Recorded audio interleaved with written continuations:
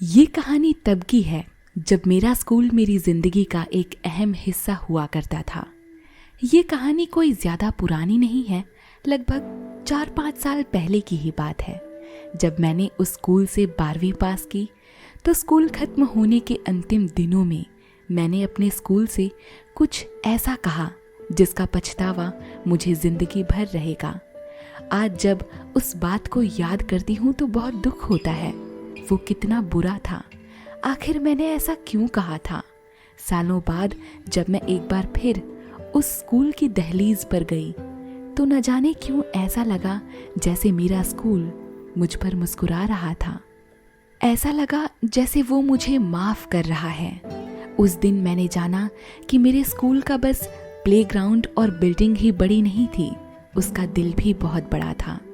मैंने अपने स्कूल से जो कहा वो आपको इस कहानी में आगे पता चल जाएगा। ये कहानी का भाग 1 है दोस्तों। इसकी पूरी कहानी का लिंक आपको पिन्ड कमेंट में मिलेगा। आज के सफ़र में मैं आपको सुनाऊंगी अपने स्कूल की कहानी, एक ऐसी कहानी जिसमें मेरा स्कूल मानो जैसे मेरी पूरी दुनिया थी और मैं थी उसी स्कूली दुनिया की एक ऐसी परी जिसने कभी हार मानना नहीं सीखा था। जब मैं 7वीं क्लास में महाराष्ट्र में पढ़ती थी तब किसी कारणवश मेरा पूरा परिवार दिल्ली में स्थानांतरित हो गया। यहाँ जब माँ मेरा एडमिशन एक सरकारी स्कूल में कराने गई तो वहाँ पर दाखिला करने वाले टीचर्स ने कुछ सरकारी कागजात और पहचान के कुछ दस्तावेज मांगे। क्योंकि हम दिल्ली में नए ही आए थे इसीलिए हमारे पास इनमें से कुछ भी नहीं था। उस समय आधार कार्ड प्रचलन में भी नहीं आया था, इसीलिए अंततः उन्होंने माँ को कहा कि आप एक एफिडेविट बनवा लीजिए और फिर एडमिशन करवाने आइए। अब हालात उस समय कुछ इतने बुरे थे कि माँ ने एफिडेविट बनवाने के भी पैसे उधार मांगे और जब टीचर्स के कहे अनुसार दोबारा एडमिशन कराने गई तो जानते हैं उन्होंने क्या कहकर हमें मना कर दिया। उन्होंने कहा कि हमारे स्कूल में सीट ही नहीं बची है। 7वीं क्लास में मेरा एडमिशन नहीं हो पाया। फिर माँ ने सोचा कि बच्चों का 1 साल बर्बाद हो जाएगा, इससे अच्छा है कि एक क्लास कम में ही इनका एडमिशन हो जाए तो बेहतर। कम से कम ये पढ़ाई से जुड़े तो रहेंगे, फिर बेशक 1 साल पीछे ही क्यों न हो जाएं। जब माँ ने 6ठी क्लास में एडमिशन करने का आग्रह किया तो उन टीचर्स ने फिर मना कर दिया, ये कहकर कि 6ठी क्लास में भी उनके पास सीटें नहीं हैं। मैं बस यही सोच रही थी कि क्या उनके पास बस एक और छात्रा के बैठने के लिए कोई जगह नहीं। खैर, हम वहां से वापस आ गए। 2-3 दिन बीत जाने के बाद आखिरकार माँ ने प्राइमरी स्कूल के 5वीं क्लास में मेरा एडमिशन कराने का निर्णय लिया। प्राइमरी स्कूल में आसानी से एडमिशन हो जाया करता था और प्राइमरी स्कूल से 5वीं करने के बाद हाई स्कूल के 6ठी क्लास में एडमिशन भी आसानी से हो जाता था। सो माँ मुझे लेकर एक दिन प्राइमरी स्कूल के 5वीं क्लास में गई। वहाँ क्लास टीचर ही एडमिशन किया करती थी। मैं तो महाराष्ट्र के एक बड़े प्राइवेट स्कूल से आई थी, पर जब मैं उस प्राइमरी स्कूल के 5वीं क्लास का दृश्य देखी तो मेरे पैरों तले जमीन खिसक गई थी। एक तरफ जहाँ प्राइवेट स्कूल में अनुशासन ही सब कुछ था, जहाँ बच्चे मैम से बिना पूछे पानी भी नहीं पी सकते थे, शोर मचाना तो बहुत दूर की बात है। यहाँ के प्राइमरी स्कूल की क्लास का माहौल ही अलग था, बल्कि उसे स्कूल या क्लास कहना भी बहुत दूर की बात थी, क्योंकि वो एक स्कूल की क्लास कम और एक सरकारी अस्पताल ज़्यादा लग रहा था। बारिश का मौसम था और क्लास का नज़ारा कुछ ऐसा था कि बच्चे अपने बैग सहित जूते, मोजे, बालों की चोटियाँ, किताबें, बैग सब खोलकर पंखे की हवा में सुखा रहे थे। पूरी क्लास में शोरगुल मचा हुआ था और मैम डेस्क पर बैठकर अपना काम कर रही थीं। जैसे ही मैं और माँ पहुँचे तो उन्होंने पूछा कि क्या काम है, किनसे मिलना है। माँ ने कहा कि उन्हें मेरा एडमिशन करवाना है। एडमिशन का नाम सुनते ही झट उन्होंने मेरे सामने 2 जमा 2 घटा 2 गुणा और 2 भाग के सवाल लिख दिए। मुझे उन्हें सॉल्व करने को कहा। मेरे दिमाग में तो पहले ही इस बात का सदमा लग चुका था कि मैं 7वीं क्लास से 5वीं में जा रही हूँ। पता नहीं मेरी पढ़ाई पूरी हो भी पाएगी या नहीं, या मैं जीवन भर ऐसे ही अलग अलग शहरों और स्कूलों में हर क्लास पीछे होती जाऊंगी। दिमाग की इस उथल पुथल ने मुझे इतना परेशान कर दिया कि मैंने जानबूझकर उन सवालों के गलत जवाब लिखे ताकि उस स्कूल में मेरा एडमिशन ही ना हो। मैम ने जब सभी सवालों के जवाब देखे तो कहा कि इसे तो कुछ भी नहीं आता, चौथी क्लास में एडमिशन करना पड़ेगा। अगर आप करना चाहते हैं तो कर लीजिए, नहीं तो कोई बात नहीं। ये सुनकर माँ थोड़ी उदास हुई। उन्हें पछतावा हुआ कि मैं इतनी बुद्धू थी कि इतने आसान सवालों के जवाब नहीं लिख पाई। हालांकि माँ ने फिर भी मुझे कुछ नहीं कहा और बस प्यार से मेरा हाथ पकड़कर घर वापस लौटने लगी। रास्ते में मेरी बहन ने मुझे समझाया कि देखो, तुम ऐसे हार मत मानो। क्या तुमने कभी चींटियों को दीवार पर चढ़ते देखा है? मैंने उदास स्वर में कहा कि हाँ, देखा है। फिर उसने कहा कि जब तुमने उन्हें दीवार पर चढ़ते देखा तो तुमने ये नहीं देखा कि जब वो दीवार पर चढ़ते हैं तो सैकड़ों बार गिरते हैं। वो अपनी मंजिल तक आसानी से नहीं पहुंचते। लेकिन जानती हो उन चींटियों में खास बात क्या है? वो हार नहीं मानते। अपनी आखिरी सांस तक वो दीवार पर चढ़ने की कोशिश करते ही रहते हैं। तुम तो बस एक बार गिरी हो और ऐसे हार मान रही हो। पता नहीं उस समय मेरी बहन के मुख से सरस्वती के कौन से शब्द निकले थे जिसका प्रभाव मेरे जीवन पर कुछ ऐसा पड़ा कि मैं माँ को उल्टे पांव स्कूल वापस चलने को कहने लगी। माँ ने हाथ जोड़कर मैम से एक बार फिर टेस्ट के प्रश्न लिखने का आग्रह किया। मैम थोड़ा गुस्सा हुई और कहा कि अरे स्वीकार कर लो, आपकी बेटी को कुछ नहीं आता। लेकिन माँ ने फिर कहा कि मैम जी, आप एक बार और दे दीजिए ना। आखिरकार मैम ने हार मानकर दोबारा एडमिशन के लिए टेस्ट के प्रश्न दिए। इस बार मैंने सारे सवाल ठीक किए। मैम हैरान थी। उन्होंने आश्चर्य जताया कि अभी ही तो मैंने सारे सवाल दिए थे और इसने सारे गलत किए थे, लेकिन अभी तुरंत ही ये सवाल सही कैसे हो गए, वो भी सबके सब। मैम ने मुझे इंग्लिश पढ़वाई, हिंदी पढ़वाई और फिर मेरा एडमिशन 5वीं क्लास में कर दिया। अगले दिन से मेरी जिंदगी का एक नया पड़ाव शुरू हो गया था। मैंने प्राइवेट स्कूल में जितने अनुशासन सीखे, एक एक कर उन सब की धज्जियां उड़ाना सीखा अपनी क्लास में। मैंने एक चिड़िया की तरह अपने पंख फैलाने सीखा मैंने उड़ना भी।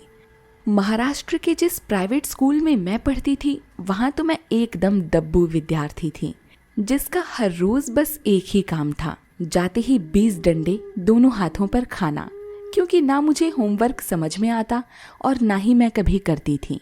डंडे खाने का रिवाज जैसे ही पूरा हो जाता तो मेरी एक सीट फिक्स की गई थी जो पूरे क्लास के कोने में थी। वहां मुझे चुपचाप बैठना होता था। मेरा कोई दोस्त नहीं था। मेरे जाने या ना जाने से ना टीचर को कोई फर्क पड़ता था और ना ही बच्चों को। हाँ, अंग्रेजी मेरे सिर के ऊपर से जाती थी क्योंकि लेवल बहुत ही हाई था। लेकिन यहाँ ऐसा कुछ नहीं था। यहाँ के सरकारी स्कूल में मैंने हिंदी में जाना कि अंग्रेजी कैसे पढ़ते हैं। मेरे नए दोस्त बने, मैंने सुंदर सुंदर कॉपियाँ बनाई, हालांकि वो पूरे साल कभी चेक नहीं हुई।